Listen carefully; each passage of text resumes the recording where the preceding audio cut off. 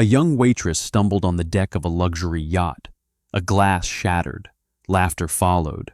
A wealthy host smiled as phones rose, turning humiliation into entertainment. Music kept playing, the ocean kept moving. No one intervened. No one, except one man. Near the lower deck, a former U.S. Marine lifted his eyes. Beside him, his German shepherd stood silent, focused a low warning in its chest. And something in that stillness made the rich man's confidence crack. He didn't know it yet, but he had just crossed the wrong line. Before we continue, tell us where you're watching from in the comments. If this story speaks to you, subscribe and stay with us until the end. Let's see where this journey takes us. Summer pressed down on the marina, thick and unmoving. The air heavy with salt and heat. The yacht waited at the far end of the dock like something unreal. 100 feet of polished white steel, its hull gleaming under the midday sun, lines so clean they seemed to cut the ocean itself. The name Aurora Belle was etched into the stern in understated gold, elegant without apology. Music floated faintly from the upper deck, softened by distance, expensive and careless. Mason Carter stopped at the foot of the gangway and took it in. He was 38 years old, tall, built broad through the shoulders and chest, his frame shaped less by gyms than by repetition and survival. His posture was straight, without stiffness, a habit drilled into him long before civilian life. Short-cropped dark hair clung to his scalp, threaded with early gray at the temples. A neatly trimmed beard framed a face marked by sharp angles, high cheekbones, a strong jaw, a nose once broken and set imperfectly. His eyes were the kind people noticed after the fact. Steel blue, flat, watchful. They did not wander. At his left side sat Hawk.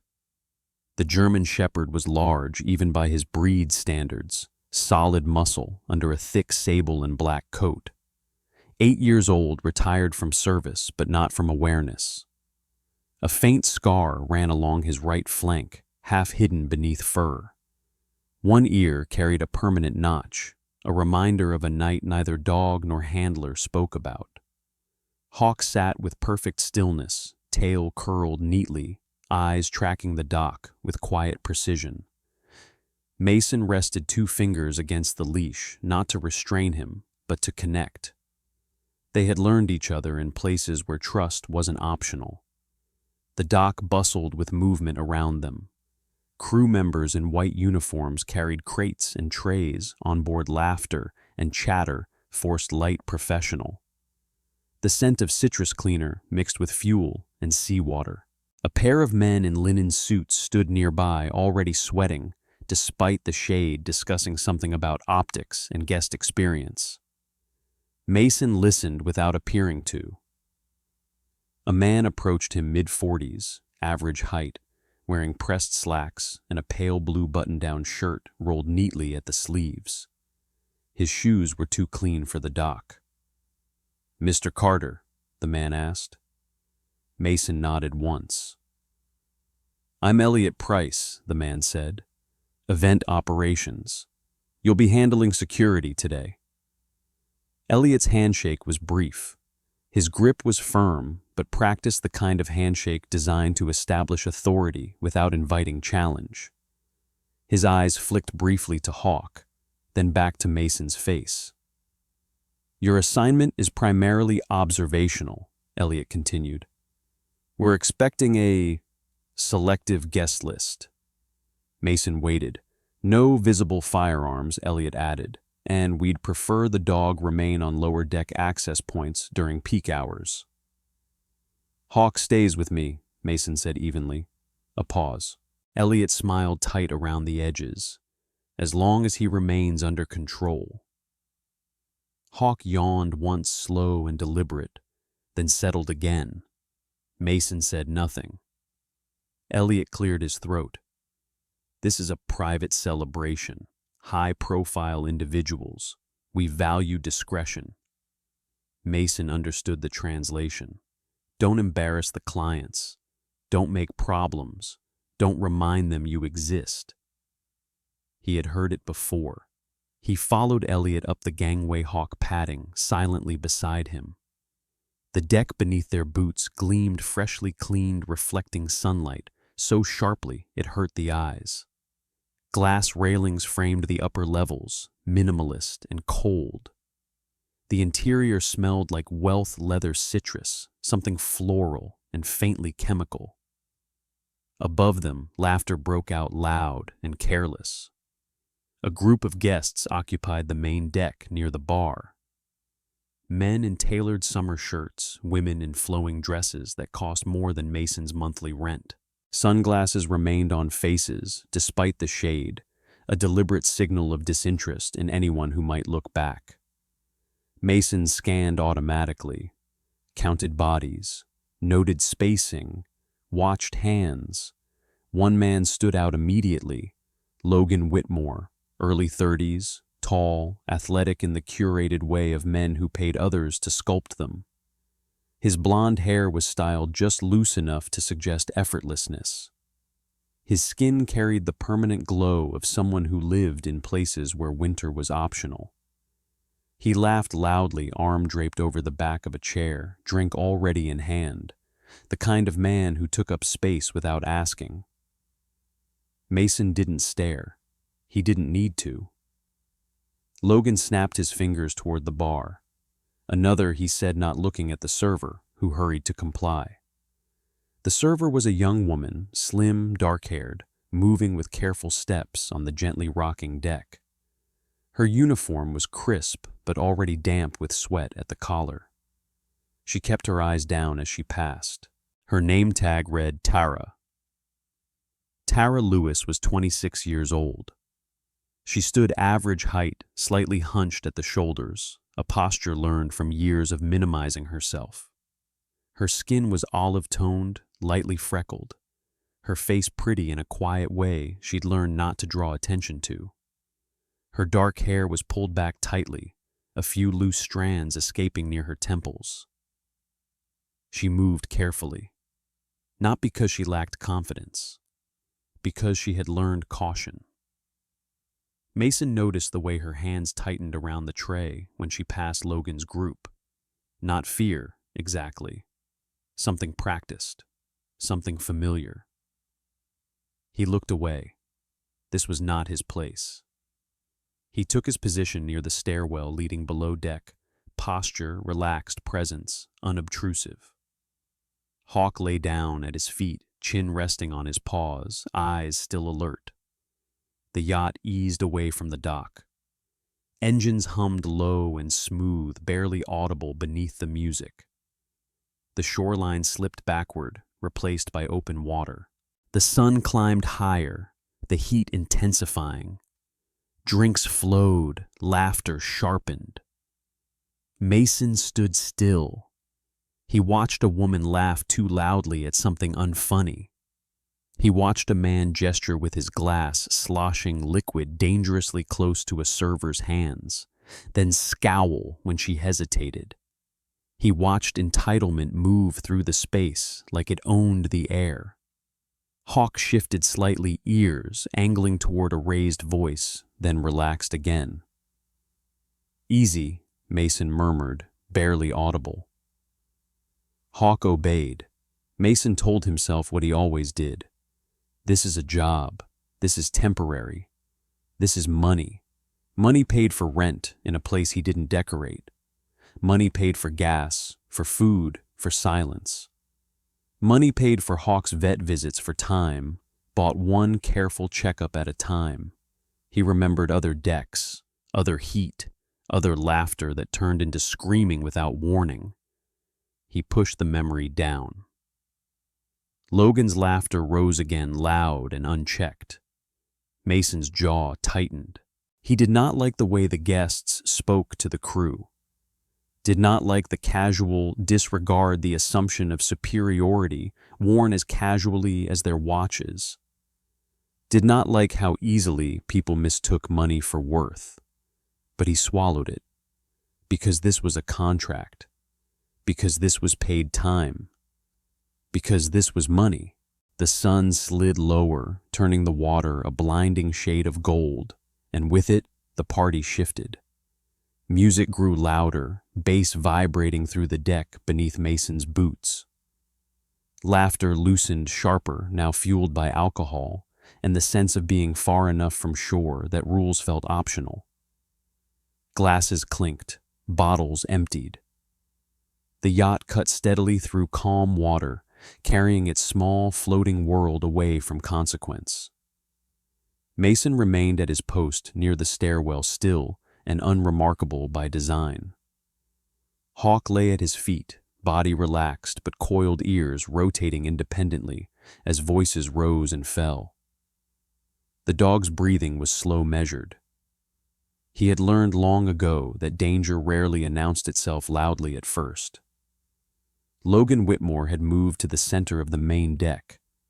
He stood with a drink in hand, shirt unbuttoned one notch too far, posture loose with confidence and alcohol.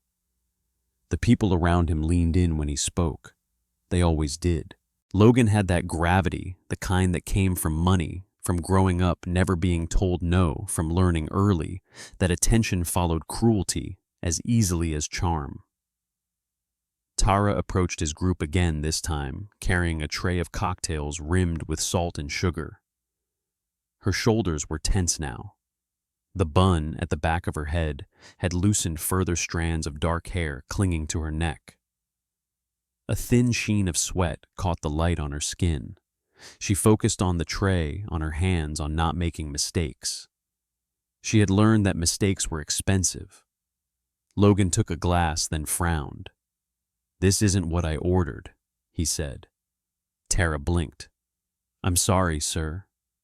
That's the—" He tipped the glass slightly, letting a line of liquid spill over the rim and drip onto the deck. "Look at that," he said, amused. "Guess you should pay more attention." A few people laughed. Tara's mouth opened, then closed again. She nodded quickly.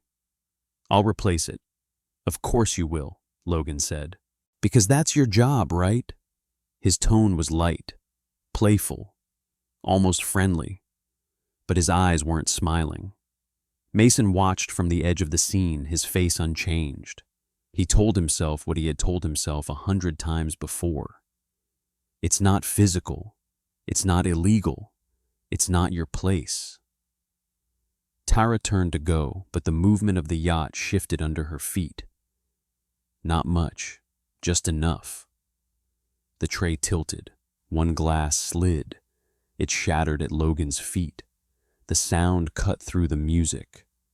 Silence rippled outward, brief but complete, the way it always did when something went wrong in front of the powerful. Tara froze. I'm so sorry," she said quickly, breath catching. "I didn't mean—" Logan looked down at the broken glass, then at the splash on his shoes. Slowly he smiled. "Oh, this is perfect," he said. "Do you know how much these cost? I can clean it," Tara said. I'll get towels." "No," Logan said, holding up a hand. "Don't rush. Everyone should see this." He turned slightly, addressing the circle of guests like an audience.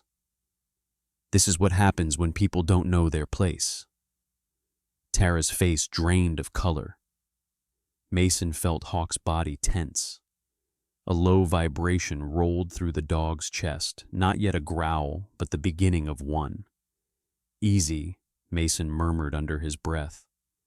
Hawk stayed still, but his eyes locked on Logan. "Say you're sorry," Logan said. "I am sorry," Tara replied immediately. He shook his head. "No, say it properly." "I'm sorry," she repeated, quieter now. Logan took a step closer. He was taller than her by several inches, his presence blocking out the sun. "Again," he said, "like you mean it." Mason felt something shift inside his chest, a familiar pressure, old and unwelcome. He remembered other decks, other uniforms, other people told to kneel because someone needed to feel taller. Tara swallowed. Her hands trembled at her sides. "I'm sorry," she said. Logan laughed. Pathetic. He reached out, not hard, not violent, but he put his hand on her shoulder and pushed. Not enough to throw her across the deck, enough to unbalance her. Tara stumbled and fell to one knee, palms scraping against the hot surface. The tray clattered away empty now. For a moment, no one moved. Then someone laughed again, nervous, excited. A show. Hawk growled, low, clear, unmistakable. Heads turned. Mason felt it, then the line he had been walking up to since he stepped onto the yacht. He reminded himself of the contract. Keep order. Don't escalate. Don't embarrass the client.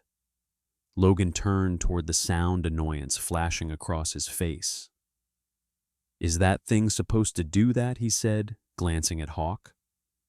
Mason stepped forward half a pace before he consciously decided to. "Sir," he said calmly, his voice carrying just enough to cut through the music. "Let her stand up." Logan looked at him fully for the first time. He took in Mason's height, the plain black shirt, the absence of jewelry, the dog at his side. Then he smiled. "Oh," Logan said. "Security wants to play hero." Mason didn't respond. He kept his eyes on Tara. She was still on one knee staring at the deck cheeks, burning breath shallow. Years of practice told her not to cry. Not yet. Crying made things worse. Logan waved a dismissive hand. "Relax. We're just having fun." "Fun," Mason repeated quietly. "Yes," Logan said. "Now step back where you belong." Mason felt Hawk shift closer to his leg, solid and warm. This was the moment, the one that decided what kind of man he was going to be when he walked off this yacht.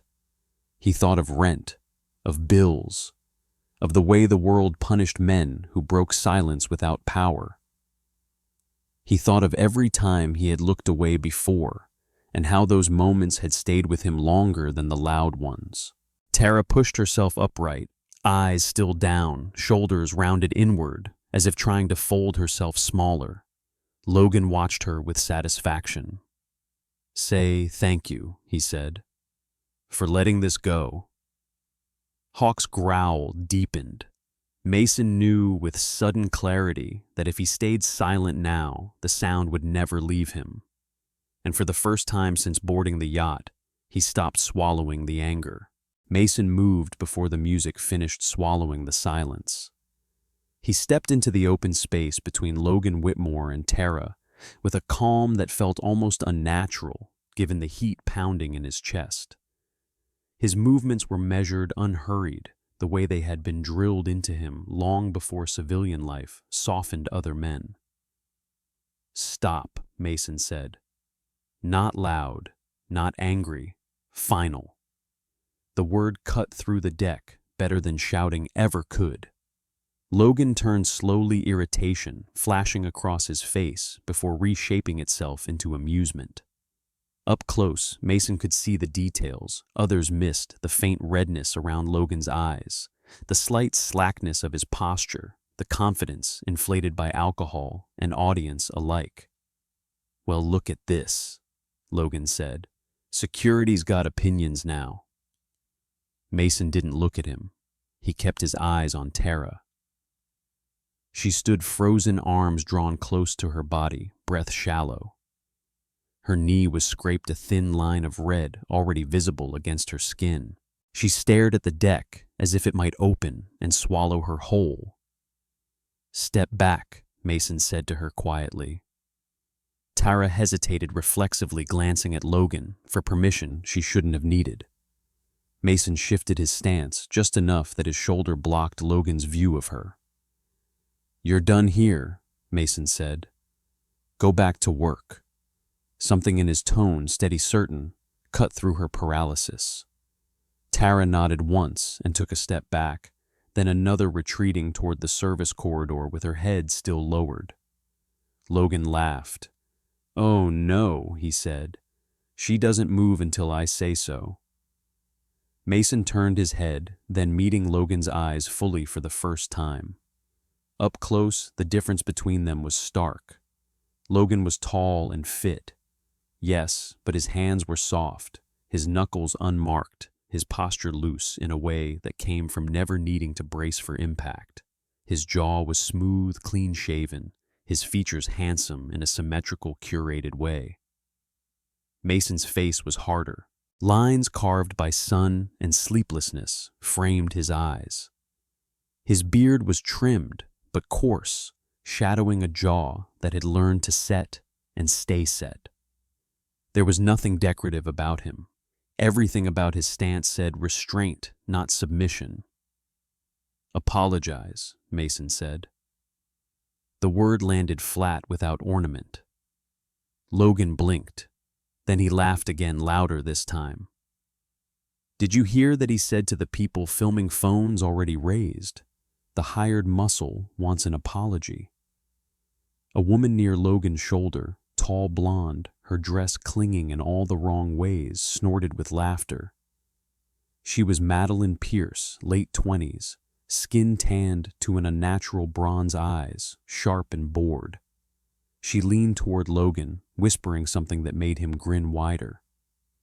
"Say it again," Logan said to Mason. "You sound adorable when you pretend you matter." Mason felt Hawk rise beside him. The German shepherd stood without command, body aligned with Mason's leg, shoulders squared, head low. His lips pulled back just enough to reveal the edge of his teeth. Not a snarl, not yet, but a clear warning. A ripple moved through the crowd. "Is that dog supposed to do that?" someone asked. "Relax," Logan said, lifting his chin.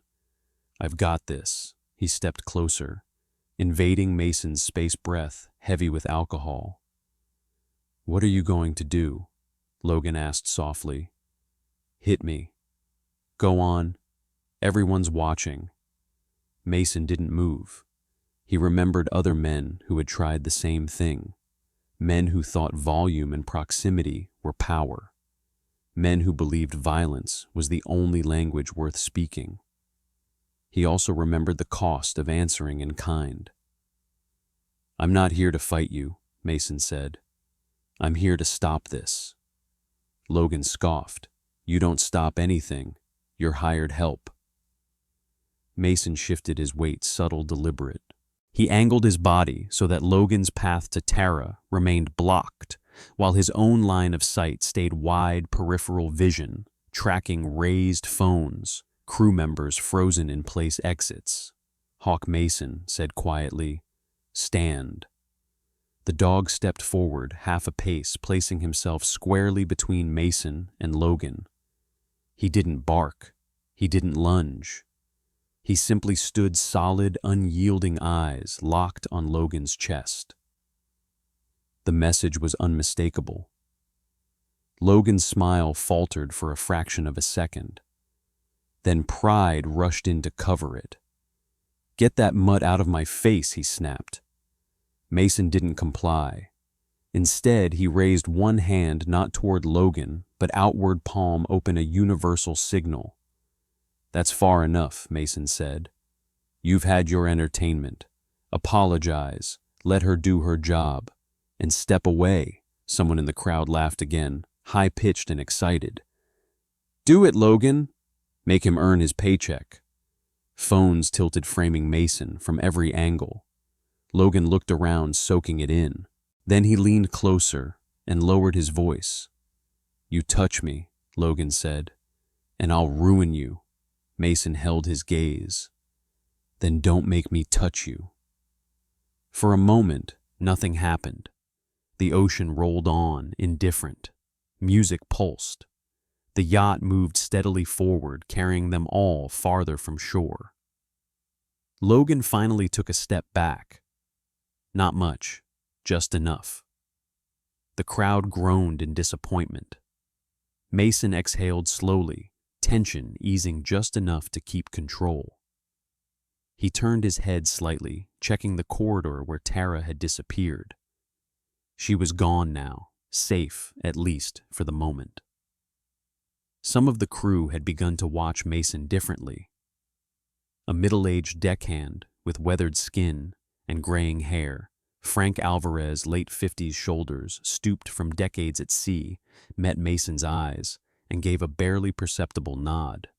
So did a young server near the bar, her hands still shaking, gratitude flickering across her face before she looked away. Logan straightened his shirt, smoothed his hair, and forced a smile back into place. "This isn't over," he said. Mason didn't respond. He simply stepped back into position, Hawk lowering himself at his side, posture still alert. The party resumed louder than before, but something had shifted. Not the music, not the money, the balance. Night came softly over the water, a velvet dark that swallowed the horizon and hid distance. The yacht's lights glowed warm and deceptive reflections trembling across the sea like scattered coins. Mason felt the shift before anything broke. The music changed slower, heavier. Guests drifted below deck in loose clusters, laughter dulled by alcohol. Mason adjusted his earpiece out of habit. Static answered. He frowned and tapped it once. Then again. The channel indicator blinked unfamiliar. Hawk Mason murmured, not looking down. The German shepherd lifted his head, ears pricking. He sniffed the air, nostrils flaring, then turned his head toward the aft corridor. His tail remained still. Alert, not alarmed. Mason switched channels. Nothing. Switched back. A voice crackled briefly, then cut. Someone had rerouted communications. He straightened, scanning the deck. A pair of security cameras above the stairwell blinked red, then went dark. Too clean. Too convenient. Logan Whitmore stood near the bar, relaxed drink in hand, a smile lingering that didn't reach his eyes. He wasn't watching Mason directly. He didn't need to. Confidence radiated from him like heat, the certainty of a man who believed consequences were for other people. A woman approached Mason from the service corridor. Lena Brooks, early 30s assistant event manager. She was tall and lean, her dark hair pulled into a severe ponytail that emphasized sharp cheekbones and tired eyes. Her skin was pale under the deck lights, and she moved with the stiff urgency of someone who had been pressured all evening. "Mason," she said quietly, "we've got a situation." He followed her a few steps away from the crowd.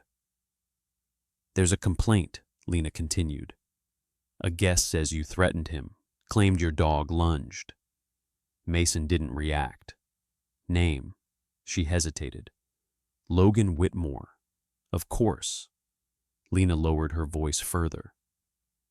"The captain's been informed. He's concerned." Mason nodded once. "Show me the footage." Her eyes flicked toward the dark cameras. "That's the thing. The system glitched. Right around the time it supposedly happened." Mason felt the pieces locked together. This wasn't a tantrum. It was strategy. Logan was erasing context, isolating Mason from the tools that protected him, making him loud, dangerous, expendable. Across the deck, Tara moved quickly with another server, her posture rigid. She kept her head down, but Mason saw a man step into her path, a thick-set guest with a shaved head and an expensive watch, his smile wrong. Derek Sloan, mid-40s, Logan's fixer, by the look of him. Broad shoulders, thick neck, eyes that never softened. He leaned in too close to Tara, speaking low.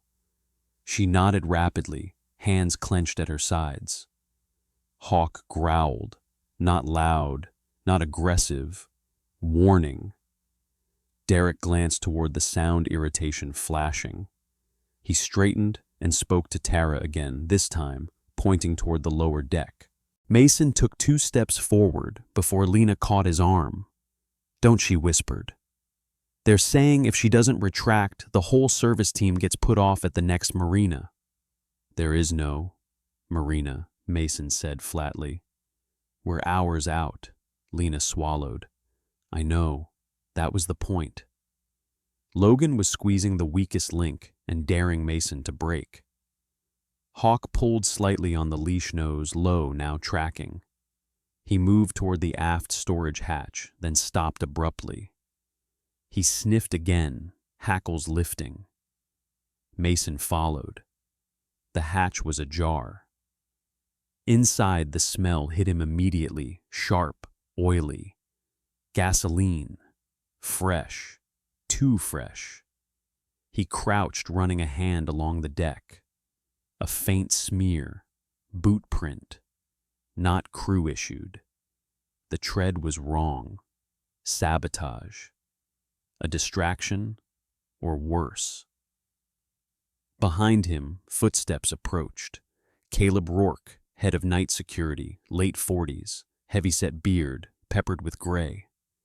His eyes avoided Mason's. "Captain wants you on the bridge," Caleb said. Now, Mason stood slowly. "Why complaint escalation?" Caleb replied. His tone was flat, defensive. Bought, Mason realized. Or scared. Hawk stepped closer to Mason's leg, pressing in. The dog's body was rigid now, eyes fixed on Caleb's nose, working overtime. Caleb shifted uncomfortably. "Keep the dog leashed." "Always do," Mason replied. As they moved toward the bridge, Mason's radio crackled again, brief, distorted. Maintenance fuel, aft. Then silence. On the bridge, the captain, a lean man in his 60s, with sun-damaged skin and careful eyes, stood stiffly, hands clasped behind his back. He didn't meet Mason's gaze. "Mr. Carter," he said, "I've been informed of a serious incident." Mason waited.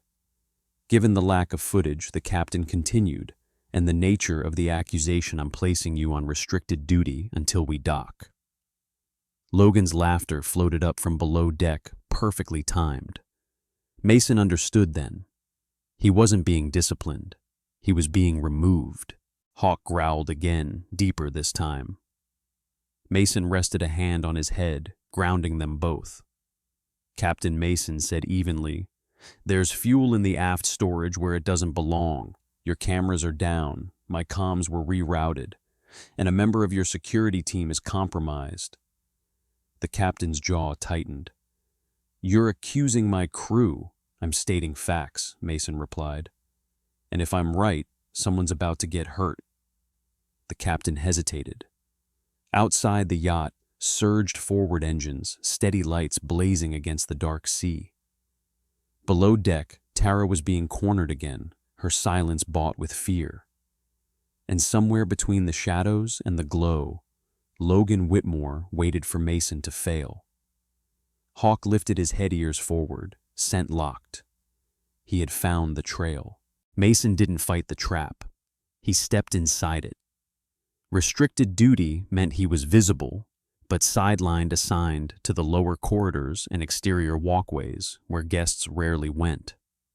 Logan believed that was containment. Mason recognized it as freedom. He changed his posture, his pace, even the way he spoke, quieter, slower, the manner of a man who had accepted defeat. That illusion bought him time. Hawk adapted instantly. The German shepherd stayed close, but his focus sharpened. His nose worked constantly now, reading the yacht like a map written in scent oil, salt, sweat, fear. He paused longer at certain junctions, lingered near certain doors. Mason let him lead. The first confirmation came an hour past midnight. Hawk stopped outside a crew-only storage room near the aft. His body stiffened, head angled, tail low. He exhaled through his nose, a soft huff Mason knew well. Someone had been there recently. Inside, behind stacked life vests and maintenance crates, Mason found a small black pouch taped to a beam. He didn't touch it. He photographed it with his phone, time-stamped location marked. 2 burner phones, 1 compact external drive, Logan's insurance. Mason didn't smile. He'd seen this kind of stash before. Men like Logan always recorded their power. They trusted devices more than people. He backed out quietly and sealed the door exactly as he found it. The next move required help. He stepped onto the exterior deck and pulled out his phone, shielding the screen from the lights. The signal was weak but present. He dialed a number he hadn't used in years. "Coast Guard Sector Charleston," a voice answered. "This is Mason Carter," he said. "Former Marine. I need to speak with Lieutenant Aaron Delgado." A pause. Then Mason Jesus. "I thought you vanished." Aaron Delgado came back on the line, voice lower now. Mid-40s Cuban-American, lean build, sharp features, softened by years of sun and responsibility. He'd been Mason's liaison during joint operations by the book, but fair. A man who still believed rules mattered. "I'm on a private yacht," Mason said. "There's evidence of intimidation sabotage and a staged incident planned to frame me. I can't send it yet, but I will." Silence stretched. "Are civilians at risk?" Delgado asked. "Yes."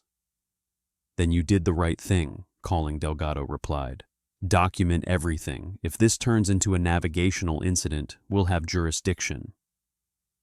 Mason ended the call and exhaled. Below deck, Tara was finishing her shift under the watchful eye of Nina Park, the yacht's hospitality manager. Nina was in her early 40s, petite, with straight black hair cut to her jawline, and skin marked by long hours under artificial light. Her expression was calm, professional, but her eyes missed nothing. Mason caught her attention as she passed. "She's done for the night," Mason said quietly. "Keep her off the main deck." Nina studied him for a moment, then nodded once. "I'll put her in crew quarters near the galley. Lock code only staff know." "Thank you." Nina didn't ask questions. She'd seen enough to understand. Hawk remained stationed near the corridor, lying across the threshold, like a living lock. The plan escalated faster than Mason expected. At 1:17, the yacht shuddered. Not violently, just enough. A sharp metallic scrape echoed through the hull. Glass rattled. A few guests shouted in surprise. Logan Whitmore appeared at the railing almost immediately, alarm written perfectly across his face. What the hell was that, he demanded. The captain's voice crackled over the intercom, strained. Minor contact, likely driftwood. No damage reported. Mason didn't buy it. Hawk was already moving, pulling Mason toward the starboard maintenance deck. The smell hit them before they reached it, burnt rubber-hot metal. A small service skiff bobbed alongside its engine, still warm. Someone had forced a near contact. A controlled scare. A narrative. Mason raised his phone and recorded everything: the scuffed paint, the angle, the timing. He didn't intervene physically. He didn't shout. He let Logan step into the spotlight. Logan stormed down the steps, fury blazing now. "This is on you," he snapped at Mason. "Your dog, your presence, you distracted the crew." Phones came out again. Mason met his gaze calmly. "No," Mason said. "This is on whoever ordered a skiff to drift too close to a moving vessel." Logan's jaw tightened. Hawk barked once. Sharp, commanding. From the shadows, Derek Sloan froze. He'd been edging back toward the skiff keys still in his hand. Too late. The captain arrived, followed by Nina and 2 deckhands. The circle closed. Mason didn't touch Logan. He didn't need to. He stepped aside and let the evidence speak: the photos, the timestamps, the footage Nina had quietly pulled from a backup system Logan hadn't known existed. Minutes later, Mason's phone buzzed. Text from Delgado Patrol Cutter, en route. Hold position. Logan looked around, realizing the tone had shifted.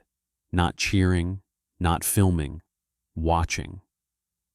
Hawk sat at Mason's side, steady and unyielding eyes locked on Logan with the calm certainty of a predator who knew the chase was over.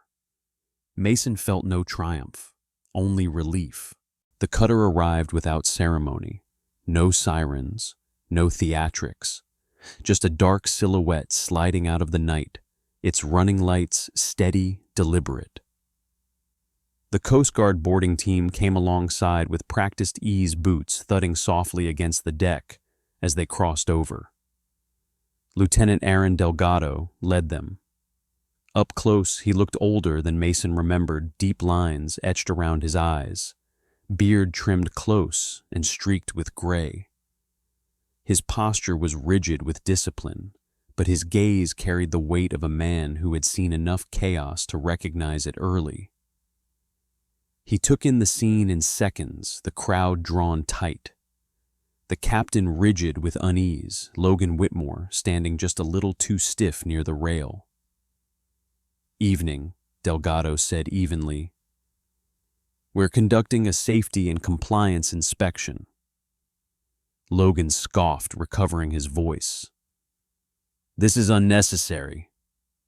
"My family doesn't outrank maritime law," Delgado finished calmly. Mason stood back, Hawk seated at his side. The dog's ears were forward, eyes alert, his body calm in the way that came only after certainty replaced tension. Delgado nodded once to Mason, a quiet acknowledgement. The captain cleared his throat and gestured toward the bridge. "Lieutenant, there's been an incident." Several, Delgado replied. "We'll take statements." Tara stood near the galley entrance, hands clasped together, shoulders drawn in. She looked smaller without the crowd's noise pressing against her, her face pale under the deck lights. Nina Park stood beside her, one hand lightly braced against Tara's back support without pressure. Delgado approached them first. "Ma'am," he said gently, "I need you to tell me what happened. Only what you know." Tara's eyes flicked toward Logan. For a heartbeat, Mason felt the old fear tighten the air, the fear that silence would win again. Then Tara straightened. She lifted her chin just enough. "He humiliated me," she said. Her voice shook, but it didn't break. "He threatened my job. He told me if I didn't say it was my fault, everyone on service would be put off the boat." Logan laughed sharply. "That's absurd." Delgado didn't look at him. Tara continued. "He had people follow me. He told me what to say. He said no one would believe me." Delgado nodded, expression unchanged. "Thank you." He turned to Mason. The evidence. Mason stepped forward and handed over his phone. Photos, video clips, time-stamped backups from Nina's system, images of the burner phones, footage of the skiff maneuver. Delgado scrolled, silently, jaw tightening. Captain Delgado said, without looking up, "Secure the vessel. No one disembarks." Logan took a step back. "This is a misunderstanding."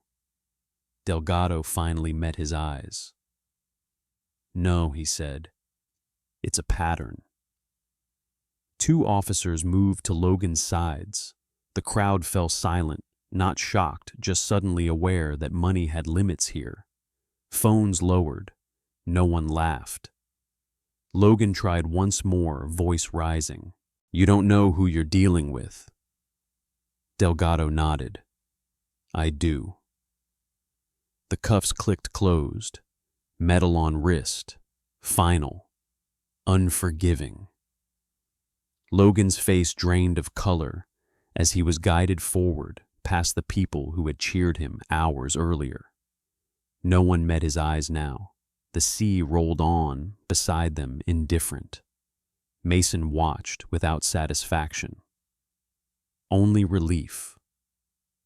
Hawk exhaled a long breath and lay down at Mason's feet. The formalities took time, statements, confirmations, orders, relayed quietly across radios that now worked again. The captain's shoulders sagged with the release of responsibility he hadn't wanted. Nina coordinated her staff with steady efficiency, her calm anchoring the shaken crew. Delgado approached Mason once more. "You did good," he said quietly. "You kept it clean."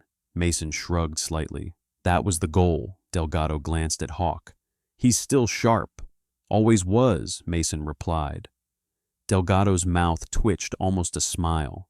"We'll take Whitmore in. Charges will follow. You and the dog are clear." Mason nodded. Tara approached hesitantly once the officers had moved Logan away. Up close, the scrape on her knee looked worse, the skin raw and red. Her hands trembled, but her eyes were clear. "Thank you," she said. Mason shook his head. "You did the hard part." She swallowed. "I didn't think I could." "You could," Mason said. "You just needed space." She glanced down at Hawk, who looked back at her with calm curiosity. Tentatively, she reached out. Hawk leaned into her hand, gentle as a promise. The deck began to empty. Music stayed off. Conversations resumed in low, careful tones. Mason stood at the rail, watching the cutter pull away its lights, shrinking into the dark. Hawk pressed against his leg, solid and warm. This job would end like the others. A paycheck, a departure, a return to quiet. But something had shifted, not in the world, not in the system, but in the narrow space Mason could still influence. He hadn't been a hero. He hadn't needed to be. He had just refused to look away. Sometimes the miracle doesn't come as thunder or fire from the sky. Sometimes it comes quietly in the moment a person chooses not to look away. God does not always stop cruelty before it happens. But He gives ordinary people the strength to stand up when it matters most. A steady voice, a calm hand, a heart that refuses to stay silent. In our daily lives, we may never stand on a luxury yacht or face someone powerful. But we face smaller choices every day to protect instead of ignore, to speak instead of stay comfortable, to do what is right, even when it costs us something. Those choices are where faith becomes real. If this story moved you, share it with someone who needs hope today. Leave a comment about where you're watching from, or a moment in your life when you chose courage. Subscribe to this channel for more stories of quiet strength, faith, and humanity. May God bless you and keep you safe. May He protect your family, guide your steps, and give you courage when fear whispers. And may you always remember, even in dark moments, you are never alone. Amen.